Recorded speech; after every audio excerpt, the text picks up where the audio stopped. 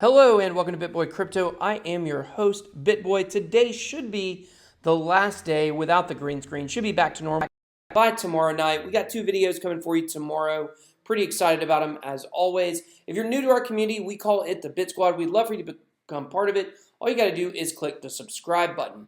Okay, guys, don't forget our $500 Bitcoin giveaway is still going on. Make sure that you like and comment on this video and some other videos. You can get the full description down below in the video information.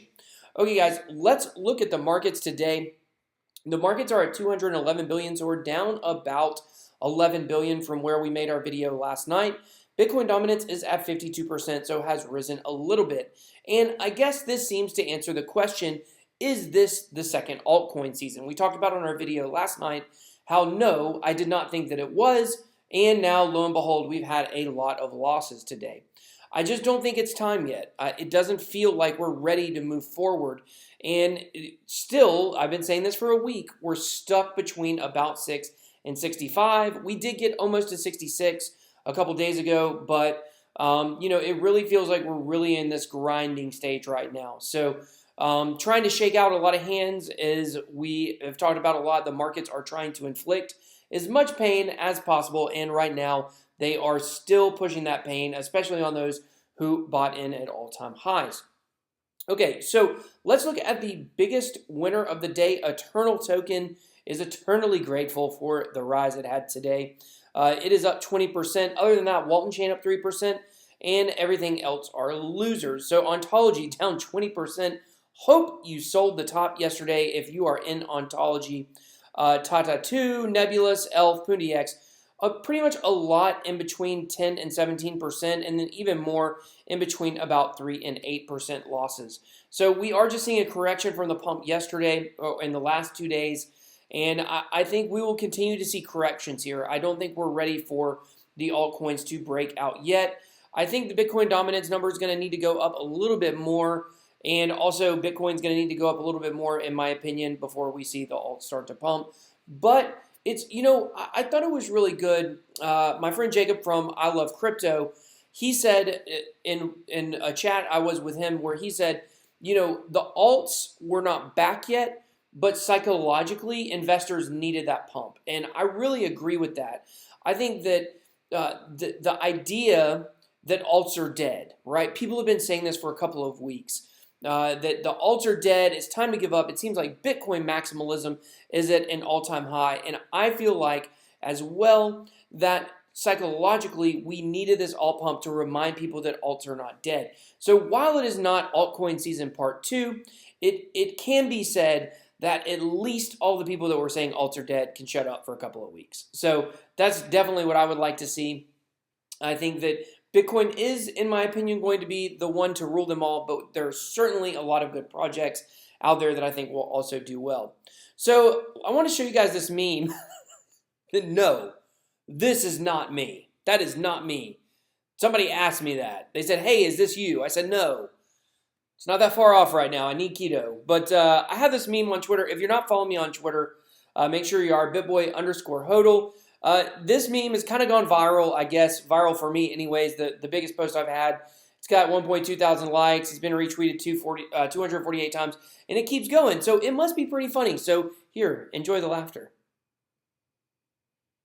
Okay. All right, so want to share that meme with you. Of course, that is not an original meme by me. I don't have the person who actually made it. If it's an original BitBoy meme, we always put our tag in it. So now, happy birthday to Bitcoin.org.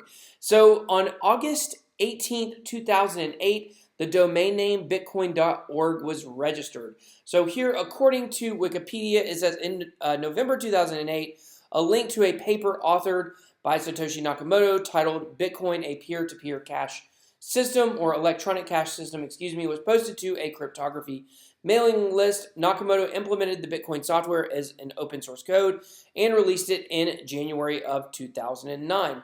So basically, August was when the domain was registered, then the white paper was linked, and then the open source code was released in January. So a lot of action in just a few months. Hopefully we'll see a lot of price action in the next few months, but that's a different issue. But just thought that was worth noting that it is the birthday today of Bitcoin.org. So I found a couple interesting things on Reddit I wanted to share with you guys.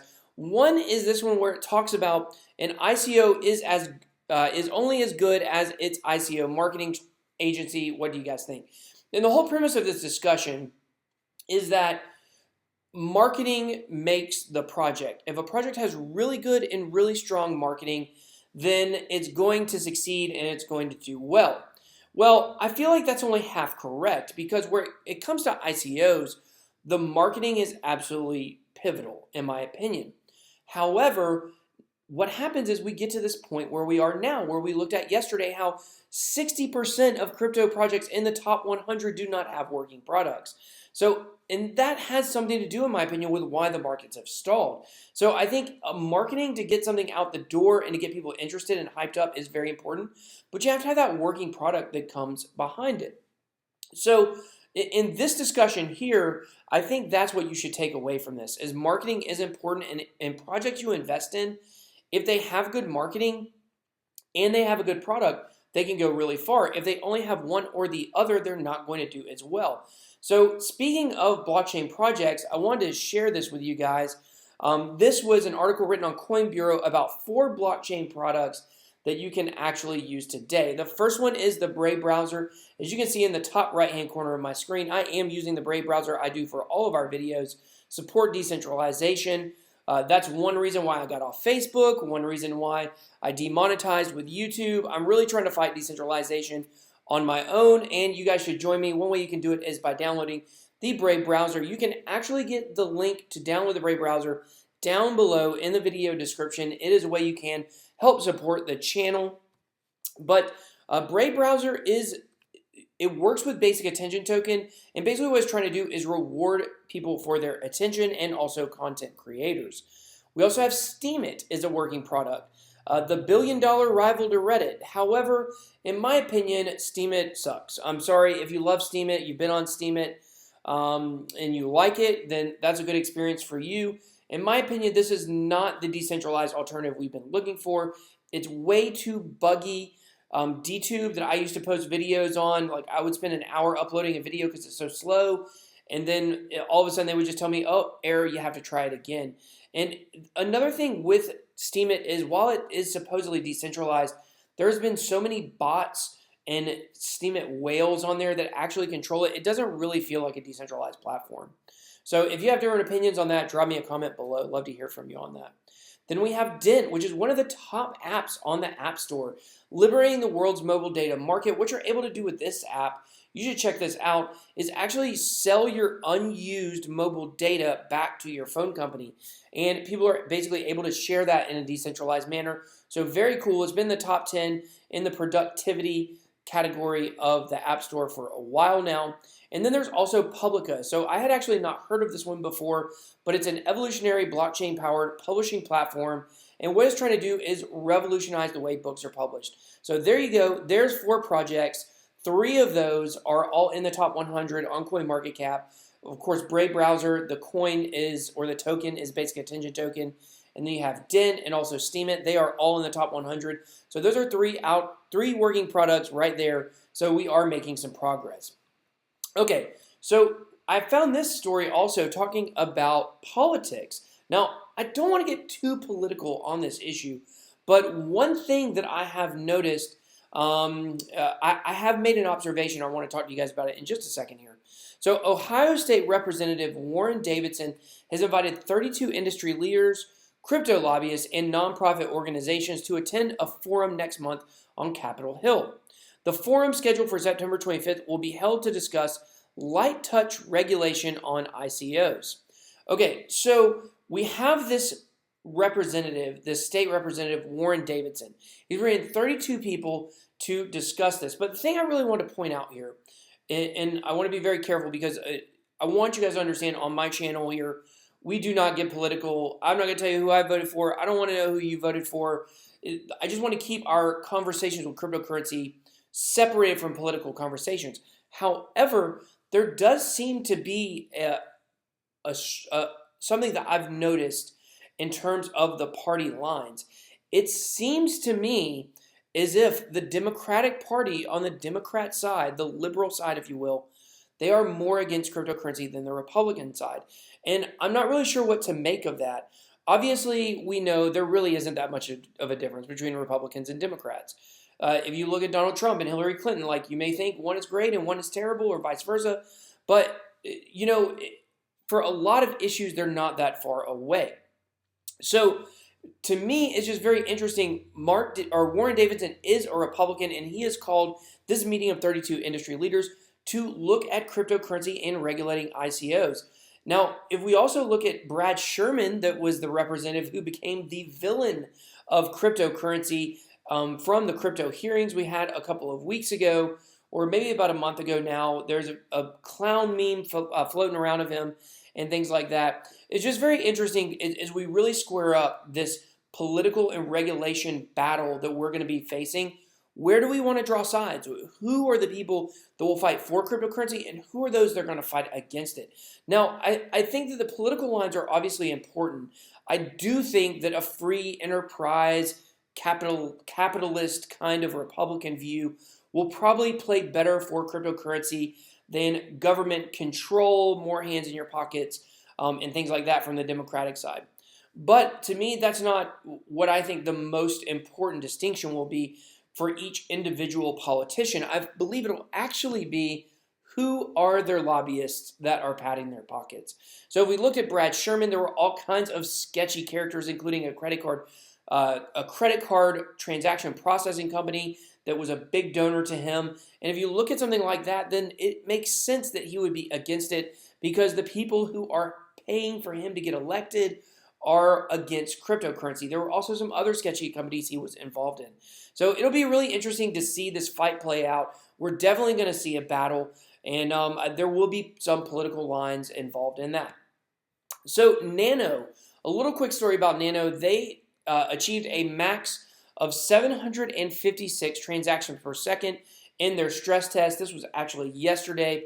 Now, it sounds great, and we know that Nano is the fastest cryptocurrency out there as far as transactions. We also know that it's low fees and things like that. I'm a big fan of Nano, but yet at the same time, I've had a hard time figuring out why it just seems to suck, like why the project, in terms of the markets, it just can't seem to get a foothold and go forward. But so the 756 TPS test, it sounds really good. But of course, Neo just had one that was 1,000, and then Stellar supposedly had one that was almost 10,000.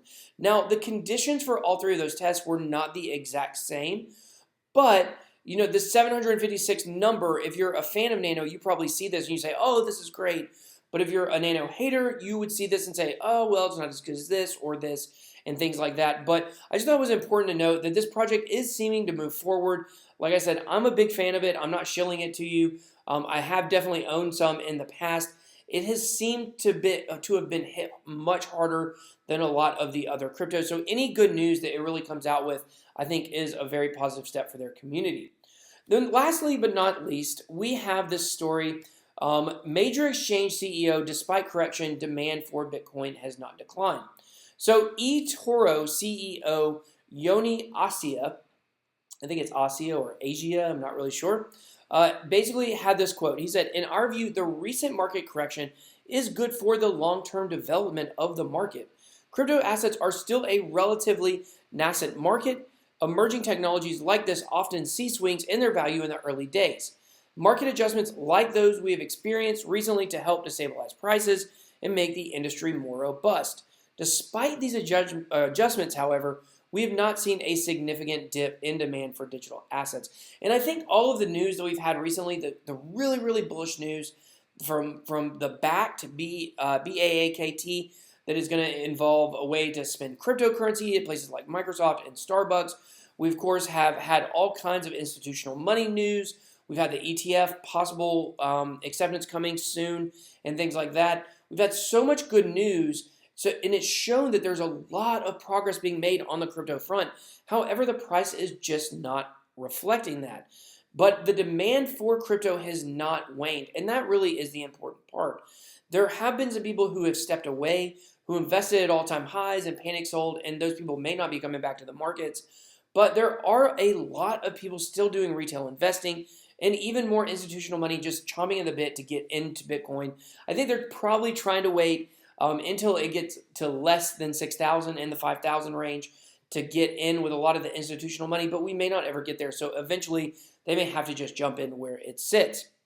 But just more bullish news every day. I feel like there's always something coming out that's showing the progress of cryptocurrency, and frankly, it's really exciting. So I'm just so happy to be part of this movement, to be crypto full-time now, and to really play a role in this financial revolution that we're going to be seeing here pretty soon. The scales from everyone's eyes will be lifted off, and we will see crypto for what it is, which is the answer to defeat fiat. So everybody, thanks so much for watching. Don't forget to subscribe to the channel, become a member of the Bit Squad if you haven't done so already. Also, make sure to click the bell so you get notifications when we have new videos. So until next time, BitBoy out.